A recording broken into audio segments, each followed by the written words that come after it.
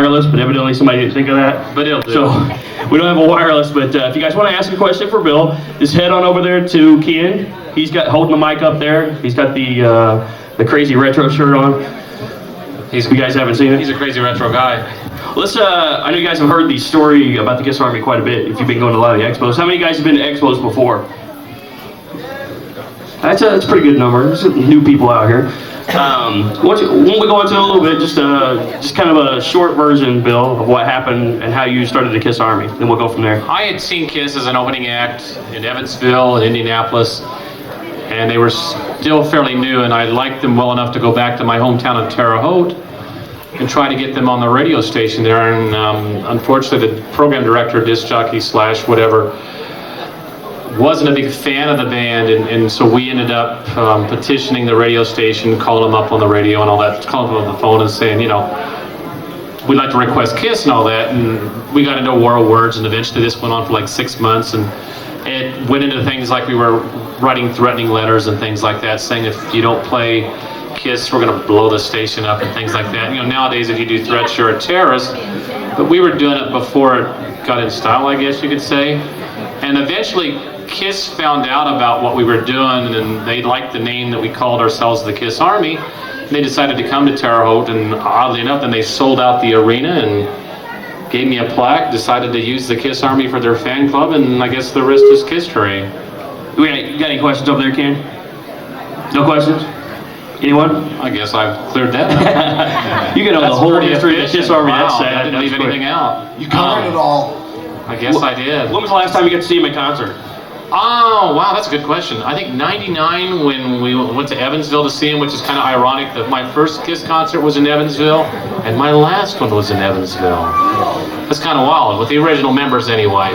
So which one was better, the first or the last? The first one was incredible. Why was that so much better?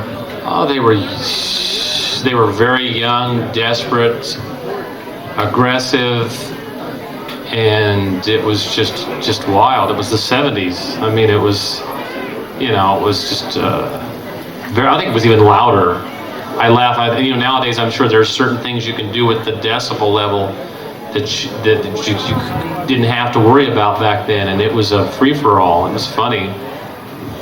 We got a question over here. Okay. Hi, Bill. Hi. I was wondering, is the KISS Army still functioning? I get that question a lot. The KISS Army, as far as I know, it's still not functioning. They kind of consider KISS Online to be the fan club, I think. They kind of do that, and I see a lot of fans have websites and they make references to the KISS Army. That's fine and all. I mean, there's not a royalties thing or anything like that. There could be, but unfortunately, there isn't.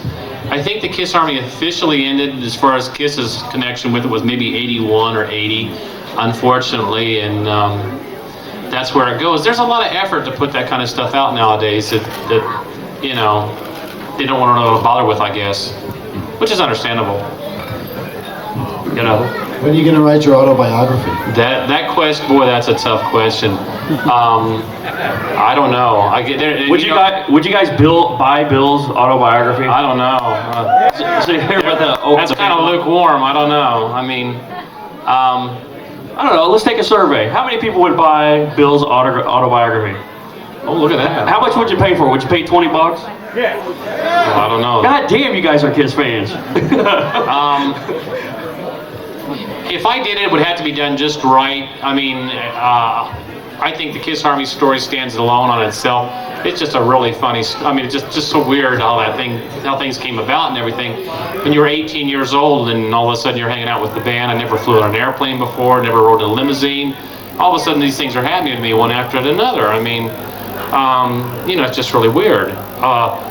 But it's a book, something I've thought about. You know, if maybe Steve would take some time out from these conventions and maybe, you know, ghostwrite for me or something, you know, maybe then we would consider it, you know.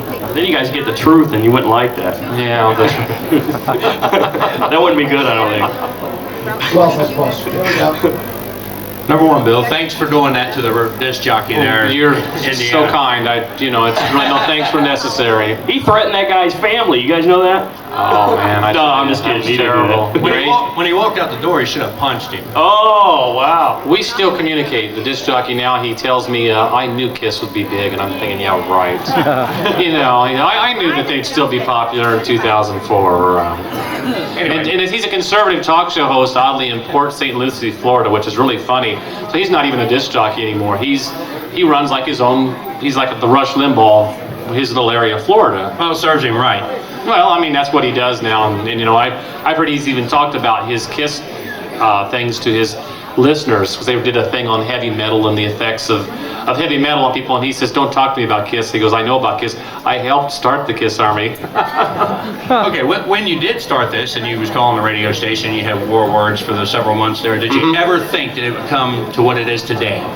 Oh, absolutely not. We didn't. All I wanted, I liked the music, and I thought the music deserved to be played on the radio, at least as good enough as the other music that was being played. I had no idea it would get into anything like that. And you can imagine the day that I was, again, playing a prank on the radio station, and when I got to the door of the radio station, the program director's wife was jumping up and down. She says, KISS wants to meet you, and they want to do something with the KISS Army. And I was just floored. I mean, it's to this day, I've never felt like that. And it's like, what do you say to these people? I didn't didn't plan on anything like that. I mean, it was just one of those things. I mean, we just wanted to get them on the radio. I mean, it's so funny. And every time I pick up a book, or like in this hall here, when I see guys come up to me with tattoos, they've permanently put that on their body. That is just the neatest feeling, to think that there's something that you were jokingly did in your basement, like a Wayne's World thing, and people think that well enough to put it on their body. No KISS Army tattoos on me. I started it. Another question? Along those lines, who came up with the design? We designed our own logo. KISS's management joked with us, and they said, why don't you guys come up with one? And that's the little banner you see that's in the pictures. And they took a little bit of some of the way we did our A and all that, but I'm not sure exactly who the person was, but I think he worked for Boutwell Enterprises, and that was who eventually they took charge of the KISS Army, because the original concept was they wanted us to do it in Terre Haute. They actually even looked at the facilities and all that in Terre Haute to see what they could do as far as mailing and merchandising and all that. But I think when they met me after an 18-year-old kid and saw these other KISS Army goombas, they said, maybe we better let some professionals handle this and not these guys. But I think if they'd had to do it over again, they might have thought twice, because usually when the fans get involved, they usually do a pretty good job of it, but the original concept was that we were going to run the KISS Army in Terre Haute, and we were going to ship it out of there. Proof that Columbia House was shipping stuff out of Terre Haute then, and they were the largest mail merchandising company at the time, so it could have been accomplished. So, but you live and you learn. Got another question? Now you're a teacher, Bill. Do any of the parents give you a hard time about? That's really funny, because when I left the business world after 19 years and decided to become a school teacher, which is really kind of twisted now. And I was in a situation at one of the schools where some of the parents got a hold of a KISS thing with my name in it, and of course the sixth graders were coming after me about it. They said, well, come on and tell us about the KISS Army. And I didn't know what to do, and of course the principal stopped me and said, you can't do that, because KISS stands for Knights in Satanic Service, something, and all it takes is one or two angry parents, and then I've got a controversy on my hands. And unfortunately, I wasn't allowed to talk about it. And then when you do that, then the kids don't trust you anymore, because you just flat out tell them, well, that's true, it did happen, but I can't talk about it. Well, now I'm in an urban district where even the parents don't know who KISS is, so I don't have to worry about it. I mean, they know who 50 Cent is, but they don't know anything about KISS, so I don't have to worry about it now. My principal is real liberal about it, and I go to these conventions and I come back to school the next day, and it's like, what did you do this weekend? Oh, I signed autographs, okay. You got other questions, Ken? Yeah, I have a question. During your early association with the band, as a fan, did they ever ask you for set list suggestions or stage moves? No, but I do remember a funny story one time when was at the time Destroyer came out, and Gene and I were sitting looking at my scrapbook, and I made some sort of comment while he was doing an interview. This is one of the cool things about Gene. We had this stupid rumor about KISS had played Evansville and St. Louis and Indianapolis, but wouldn't play Terre Haute, and the disc jockey again was starting some crap, and he said, okay, KISS isn't coming back here because they don't like you guys anymore. So I went back and told Gene this story, and he said, that's ridiculous. And I said, well, what do we do about it? And he says, well, I'll tell you right now. He goes, you bring somebody from that radio station into the hotel, I'll do an interview, and I'll tell you the logistics of why we're not going to be at Terre Haute this time. We will go back. And he took the time out to do that, and here we're sitting there, and it was at the Holiday Inn in Evansville, and it's not a plug for Holiday Inn. Living in sin. But that's true. And we sat there and did this interview. Gene was explaining, well, KISS fans, we still love you and all this, and Terre Haute's still popular, but that's just the way the tour's set up, and we're not coming back. And then we talked about Destroyer, and I made some sort of dumb comment about, well, I said, is Destroyer a failure? Because at that time it didn't get the airplay Alive was, and Gene came after me and said, you call $1 million album a failure or something like that? And I learned right then just to stop making any kind of comments about music and all that stuff, because it didn't work. But the people who ran the KISS Army, none of them were KISS fans at all, Vtl Enterprises, they would ask me all the time for feedback, like, do you think KISS fans would like this? Would they like that? And I was almost like a consultant for them on a while. The weird thing about it was they were paying me in KISS merchandise, which was funny. I would like to get all these membership kits, the belt buckles, and all that silly stuff that I wished I'd held on to today, because then I just distributed to my quote-unquote fellow KISS Army people, because that was part of their contribution, But I was like as a consultant for several years, and it was difficult because they weren't fans, and they didn't understand a lot of stuff. So. What? I got a question for you, Bill. I know you go to a lot of the expos. We've done quite a few of them in Indianapolis. You went to Cleveland, a couple times in Evansville, I think, Cincinnati, of course. What's the strangest KISS Expo story you got? Because I know you met a lot of strange people. Oh, wow. None stranger than you. You don't have to name any names, but you can tell the story. I don't think that one stands out any more than the other. I mean, that's a real tough. Besides meeting me. Tough question. Yeah, I mean, I don't think that anything that was really too weird. I mean, people say, why do you go to these things? Well, it's real fun to meet the fans. The fans are really different. Everybody has a different story to tell. And I've met so many people from different countries here, which is just amazing. I mean, because I didn't have to come very far to get here. And it just amazes me the far-reaching, effects of the band. Can you think of anything? I mean, I don't know, some of the stories that we've talked about in the past, but I don't want to name names. Well, when people come up to you and say stuff like, well, you changed my life and all that, I mean, you just don't know. Wait a minute, I didn't change your life. I mean, KISS may have, but, I didn't have anything to do with it. I mean, those kind of comments are really kind of catch you off guard, like it's almost a religious thing. Well, kind of like the tattoos. The tattoos are really strange, because I don't have any tattoos, and I don't think you do either. So, I try not to have them. So, I mean, I don't like pain. Well, and if I did get a KISS tattoo, that'd be a weird question. Would I get a KISS Army one or not? I don't know. What would you get? I don't know. Jeans talking. Well, when it was funny because back in the old days, people say, well, did you ever paint your face up? Never, because I had this there were KISS Army rules, and one of the rules was if you were the commander-in-chief, you never showed allegiance to any one member.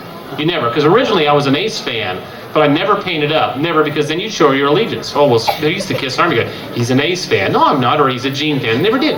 Never showed any allegiance to any one particular member. I just felt that was like a taboo, So I never wore any makeup. So when I see these people here, especially kids, it's really cool, because I just never did that, What about if you did get a tattoo? What do you think you would get? I don't know. KISS Freaks. KissFreaks.com. There you go. KissFreaks.com. As a matter of fact, the DVDs, $15. Might be $10 before the show's over. Do you guys have any more questions for Bill? We got a mic over here if you guys want to ask him something. Bill, you had talked about the makeup. Talk a little bit about, because I don't know how many people really have a sense back in those days. Oh, yeah. First time that you saw them out of makeup, right. How rare that was, and what that experience was like. The funny thing was, the first time we saw KISS, it was like at a pizza place. Now it's a Chinese restaurant, Terre Haute. And when they came in, they dressed like rock stars. I mean, and they were all real tall. All of them had jet black hair. because I was told they even dyed their hair back then, and their complexions were super white because of the Stein's Clown White. And originally, I even had trouble telling Gene and Paul apart, because back then, you didn't know what KISS looked like. That was the really cool thing about being a KISS fan in the 70s, was that you didn't know what they looked like. And when I would go to these early shows, like in Evansville and Indy, when they were the opening act, there was this weird KISS legend about that they were sit in the audience and watch the warm-up acts before they came on stage. So we'd go to these shows and we'd sit like you guys are sitting, we'd look at each other like, okay, that could be Gene Simmons and that could be Paul Stanley, couldn't it? You know, because you looked for them, and then we was told that they would do that. So then the first time I saw them without their makeup, the only thing you knew that was a fact was you knew who Peter was, because he was always going to be the lesser of the other three. But Paul and Gene and Ace were pretty tall guys. But it was really neat to be able to take your buddies from school and go meet the band, because they were like, you know, it was like seeing Santa Claus or something. We said, let's go see KISS, and you're going to see them without their makeup. The bad thing about that is all those moments I had with the band, you weren't allowed to take pictures. So all those things were like, you know, you could just go back home and tell people, you know, I was doing it. I was talking to the band and all this, and we ate dinner and all that, and we went through my KISS scrapbooks and stuff, but I don't have any pictures to show up unless they were in their makeup. Then it was okay to have that picture. But it was really special to be able to take people to meet them then, because of the fact that you didn't know what they looked like. And it was cool. I mean, you know, but it just took a while to get used to. We'll take one more, and this is the last one. Bill, being that you are who you are, has it helped your love life any? You know, we just had that conversation. I think Bill needs to use it more. He was the KISS Army founder. I think you have to have a certain amount of decorum and professionalism about this. So, you know, teachers are all the same. Teachers have to keep a certain level of, you know, I mean, even with the KISS Army stuff, you got to be really careful about what you say. I made a comment a while back when the Detroit Rock City came out, when Gene mentioned me on the DVD audio commentary, and it got a hold of the guy that does the movie reviews in the Indianapolis Star called me, and he said, "You are the KISS Army guy. Was Detroit Rock City about you guys?" And I said, "Well," I said, "some people say that it was about us." And they said, "Well, Gene talks about you on the audio commentary." He said, "What would you like to say about it?" And I said, "Well," I said, "the guys in the movie got laid and the guys in the original KISS Army didn't." And I didn't think about it, and I went back to school the next day, and the teacher says, "Well, what did you do this week?" And I said, "Oh, I did an interview with the Star." And they said, "Well, how did it go?" And I said, "Well," I said, "they wanted to know what I thought of Detroit Rock City." And I said, "Well, what did you come up with that was funny?" And I said, "Well, I just said that, you know, the kids in the movie got laid." And they said, "You can't say that." And I thought, "I can't." And they said, "No, you're a teacher." I said, "Ooh." So I had to call the newspaper that day, and, you know, fortunately they were really cool about it. You know, they just said, "Well, okay, we'll edit that out. We'll use some sort of terminology. We'll change it, but you know, that's fine." But I mean, I just got to realize you can't say certain things in interviews, because it gets back to your school, you know. But he could say them over at the table next to KISS That's Freaks right, and the DVD. And X-rated or whatever, you know. But I've never seen Gene naked though, so you know, close. That's probably a good thing. Well, whatever. That's all the questions we're going to take for Bill. I'm told, I don't know if this is true or not, because, you know, at the expos, the schedules always get changed, blah, blah, blah. It says Eric's supposed to be up here at 1, so we'll see if that goes down. Then Steve, I'll come up late, you know. Steve plays drums too, so he might warm them up before he gets in here, you think? Yeah, but Eric is back in KISS. How about that? How about that? You get a current KISS member here today. That's right. Unreal. So And it shows that, you know, you may not be in KISS, but someday you may be. You might not be in KISS today, but you might be someday. KISS tomorrow. Hey, it could happen. We'll see you guys in about 10-15 minutes. Let's hear it for Bill.